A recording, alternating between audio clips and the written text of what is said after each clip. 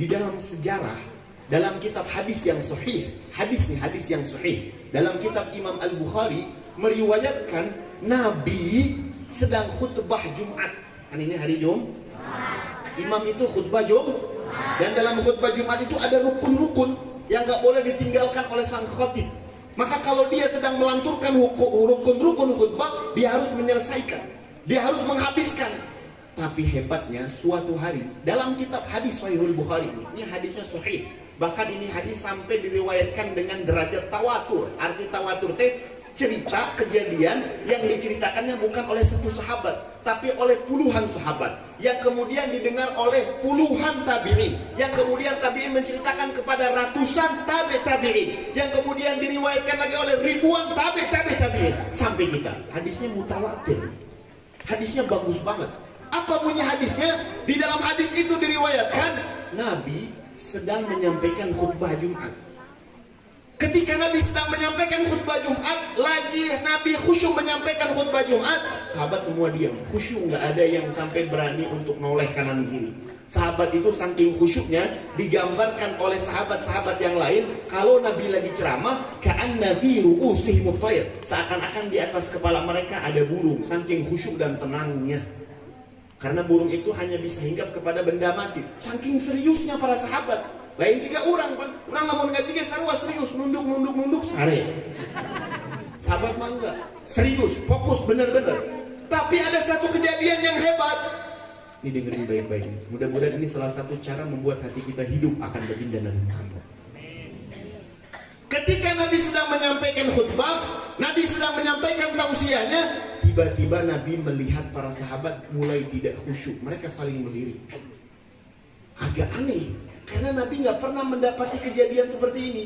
Para sahabat Nabi itu semuanya khusyuk. Ini enggak, tiba-tiba mereka saling melirik. Mereka satu sama lain melirik. Ketika Nabi mempelajari dan ingin mengetahui apa yang sedang terjadi, Nabi sadar. Ternyata Nabi mendengar ada sebuah tangisan anak kecil yang begitu sangat histeris. Tangisan anak kecil yang begitu sangat dahsyat. Dan Nabi mencari di mana sumber itu tangisan. Dilihat kanan kiri oleh Nabi, ternyata tidak ada anak kecil. Ternyata tidak ada yang namanya bayi lagi nangis. Setelah Nabi mulai mencari, ternyata Nabi tahu sumber tangisan itu bukanlah dari manusia bernama bayi, bukan dari manusia yang berstatus anak kecil, tapi tangisan itu bersumber dari pelepah kurma yang dahulu hanya hitungan beberapa minggu sebelumnya Nabi kalau khutbah Jumat nyendernya di pelepah kurma itu. Tapi ketika sahabat sudah mulai banyak yang masuk Islam, seorang perempuan wanita dari kaum Ansor membuatkan satu mimbar dengan 3 anak tangga untuk Nabi, supaya Nabi lebih tinggi terlihat oleh kalangan sahabat yang lebih banyak. Maka Nabi meninggalkan pelepah kurmanya yang biasa menjadi senderan Nabi. Nabi beralih kepada Ketika Nabi beralih ke mimbar, ternyata tangisan itu muncul dari pelepah kurma. Kasih tahu sama Habib, pelepah kurma itu benda mati, benda hidup. Benda mati. Pelepah kurma, nggak ada kita yang ngali pelepah kurma goyang, pelepah kurma jalan, ada nggak? Cuman aja orang kabur. Dan ini hebat mukjizat Nabi Muhammad. Hebat mukjizat Nabi Muhammad. Ini sudah tinggalkan jelma lewat membayar. Saya tidak pernah tinggalin jelma. Baik antum. Ini hebat mukjizat Nabi Muhammad. Kalau mukjizatnya Nabi Sulaiman bisa bicara sama binatang, binatang itu hanya bisa bicara sama Nabi Sulaiman. Nabi Sulaiman doang yang dengar. Yang dengar cuma Nabi Sulaiman. Sahabatnya Nabi Sulaiman nggak ada yang dengar. Kalau mukjizat Nabi Muhammad, jangankan hewan yang hidup, benda mati bisa mengeluarkan suara yang didengar oleh seluruh sahabat baginda Nabi Muhammad. Ini mukjizat Nabi Muhammad. Ketika Nabi Muhammad mendengar tangisan itu, ibu tahu nggak? Nabi Muhammad nggak melanjutkan khutbahnya, bapak-bapak. Nabi Muhammad tidak meneruskan lantunan khutbahnya. Maka Nabi berhenti sejenak dan Nabi menuruni anak tangga itu. Kemana? Nabi hampiri itu pelepah kurma yang di dalam beberapa riwayat tafsir menyatakan langkah kaki Nabi dari itu pelepah kurma ke mimbar hanya 8 langkah. 1, 2, 3, 4, 5, 6, 7, 8. Cuman di situ tuh. Dia jauh dari Nabi 8 langkah, nangis seperti anak bayi. Bahkan dalam hadisnya kalimatnya keadaan yang syak, hampir-hampir mau terbelah 2. Dia menangis. Akhirnya sama Nabi dihampiri, sama Nabi didatangi. Malak, ada apa? Kata Nabi Muhammad. Diajak ngobrol.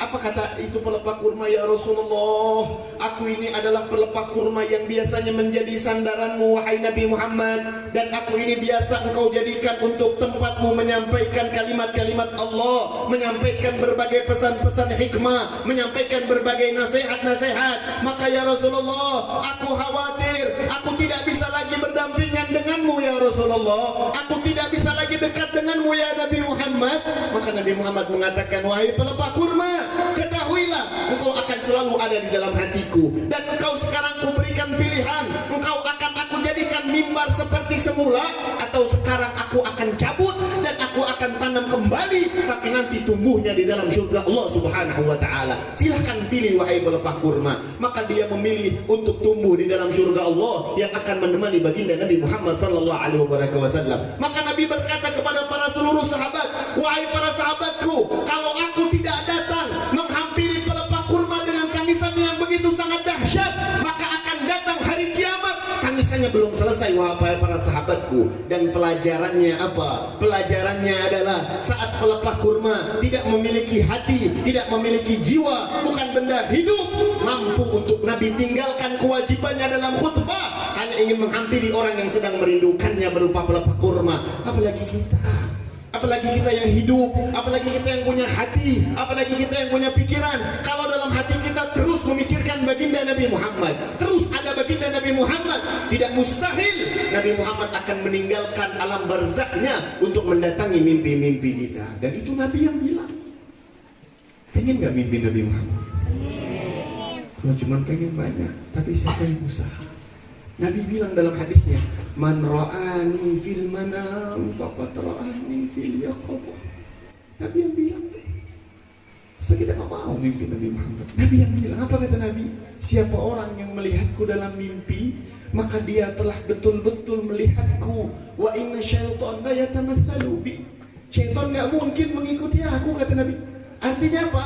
Nabi nyampaikan tentang mimpi kepada sahabat yang udah setiap hari lihat Nabi. Ngapain Nabi sampaikan tentang mimpi? Enggak, Nabi sedang menyampaikan pesan kepada sahabat agar menyampaikan kepada orang yang setelah Nabi Muhammad, kita-kita nih, agar kita yang walaupun saat ini tidak bisa berjumpa Nabi secara hayat, tapi kita bisa berjumpa dengan Nabi secara manam, tidur.